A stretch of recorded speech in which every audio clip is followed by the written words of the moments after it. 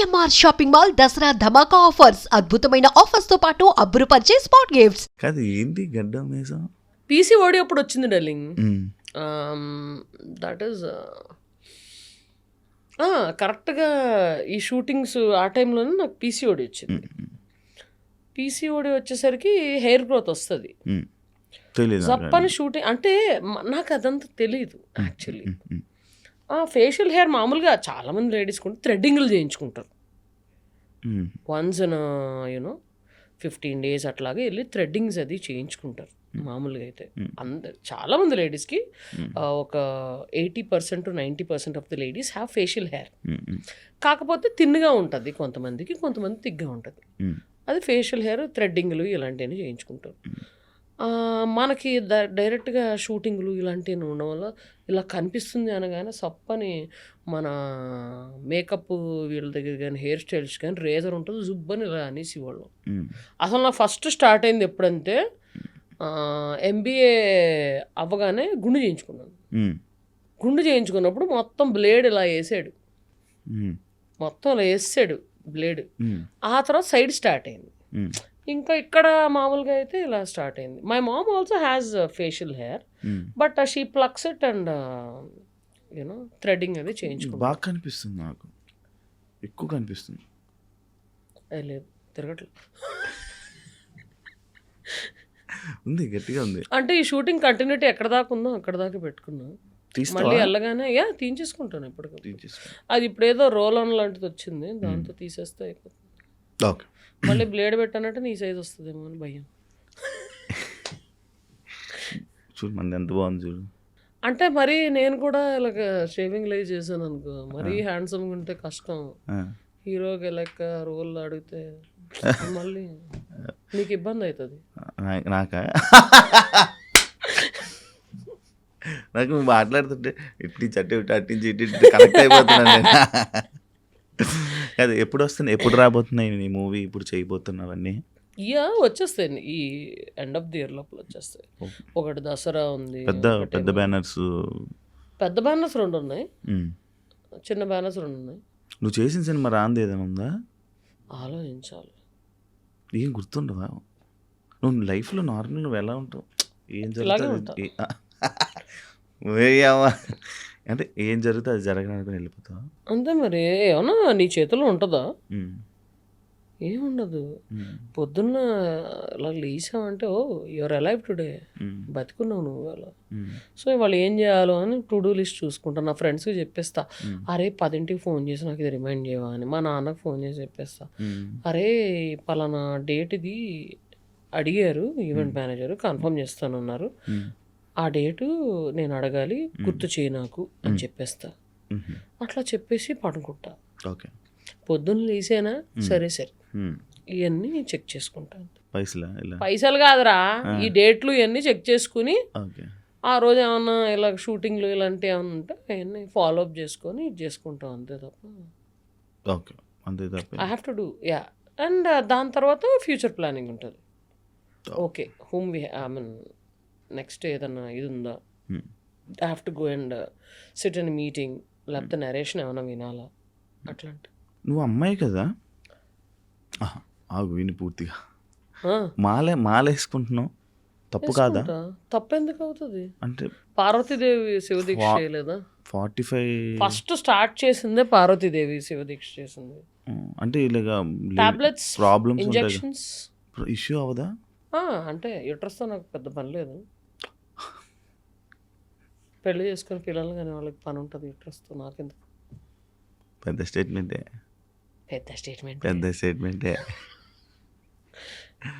Okay. So actually so I mean చెప్పు, ఏదో చెప్పాలంటే చెప్తున్నా కదా ఇలాగ స్టెరాయిడ్స్ అవి తీసుకొని కంట్రోల్. పీసీఓడి వల్ల ఫస్ట్ ఆఫ్ ఆల్ 2-3 నెలలకు ఒకసారి వస్తుంది. అంటే నేను నీ దాంట్లోనే మీ అభిమానులే అన్నారు ఎక్కువ స్టెరాయిడ్స్ తీసుకోక హెల్త్ ఇష్యూస్ ఎక్కువ అయ్యిందంటే నేను ఒక కామెంట్ చూసా. మీ అభిమానుల గురించి అంత ఆలోచిస్తుంటే ఎందుకంత అవసరమా? ఏమైనా సైడ్ ఎఫెక్ట్స్ అవుతాయి వాటి వల్ల? యూట్రస్ తీసేస్తారు. అమ్మయ్యా అనుకుంటా. అమ్మయ్యా నెల నెల ఎవడు పడతాడా పీరియడ్ పెయిన్ ఇవన్నీ. ఓకే, ఇప్పుడు ఇచ్చా క్లారిటీ. ఎర్రగా అయిపోతున్నావు పాపం. నాకు ఏం మాట్లాడ అర్థం టప్ టప్ టప్ టప్ అని తగులుతున్నాయి, నాకు షాక్. యాంకర్ శివాకి ఏం మాట్లాడాలో అర్థం కావట్లేదు first time in interview. Okay, అరే నీ గురించి గట్టి గట్టి క్వశ్చన్లు అడుగుతావు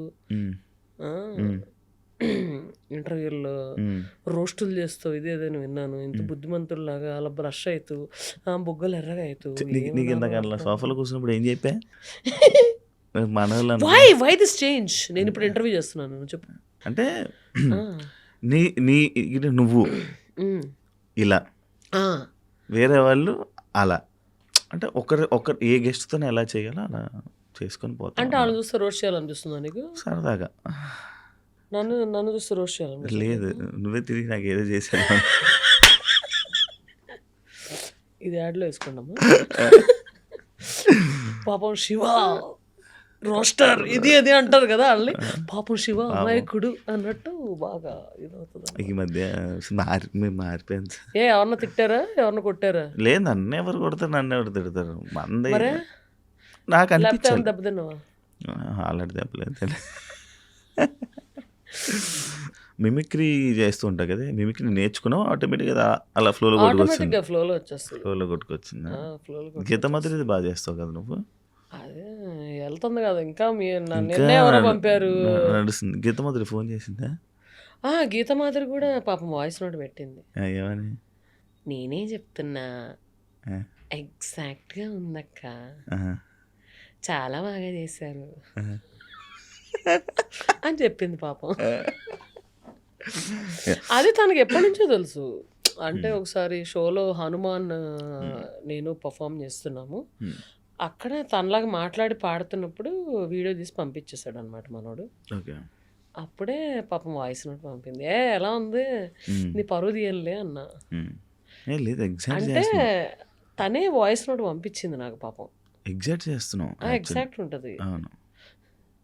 చాలా మంది చేశారు కానీ మీదైతే నేనే చెప్తున్నాగా, ఇంకెవరో దగ్గర ఎందుకు అంట. ఎంతమంది వాయిస్లు వచ్చు నీకు? ఇలాగే చిలిపిగా కొన్ని అలా వెళ్తా ఉంటాను, ఎంటర్టైన్ చేస్తూ ఉంటావు నైట్. అంటే స్టేజ్ ఎక్కాక ఇంకా ఆ ఫ్లోలో ఉంటాం. నువ్వు మైక్ పట్టుకుని ఎదురుకుండా గెస్ట్ ఉంటే నీ ఫ్లోలో నువ్వు ఎలా ఉంటావో స్టేజ్ ఎక్కాక మా ఫ్లో. ఇది కూడా ఏదో వాయిస్ వస్తుంది. సిగ్గుపడకు, కొడక ఎంతమంది తప్పుతావు. Done, thank you.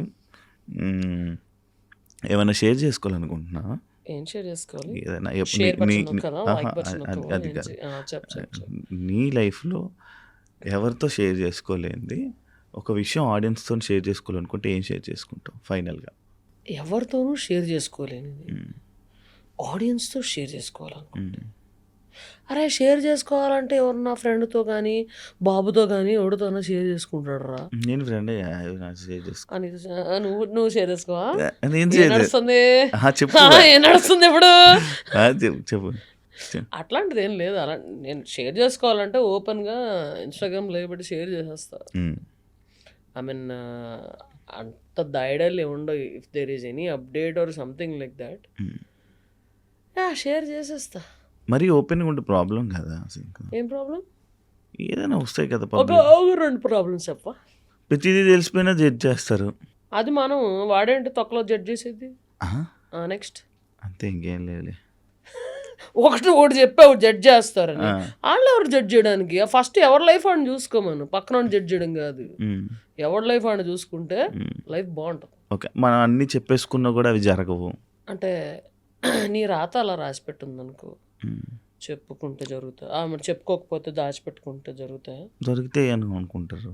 ఎలా అలాగా? అంటే ఏదో అంటారు కదా, దిష్టి ఫ్యాక్టర్ అంటావా? నేను కొంచెం నమ్ముతా, అందుకని కొన్ని షేర్ చేసుకోకుండా ఉంటాము. అది ఇది ఇప్పుడు ఇది వచ్చావు. దిష్టి ఫ్యాక్టర్ అంటే నమ్మాల్సి వస్తుంది కొంచెం ఈ మధ్య. అంటే బురీ నజర్ అంటే చెడ్డ కళ్ళు, కుళ్ళు కళ్ళు.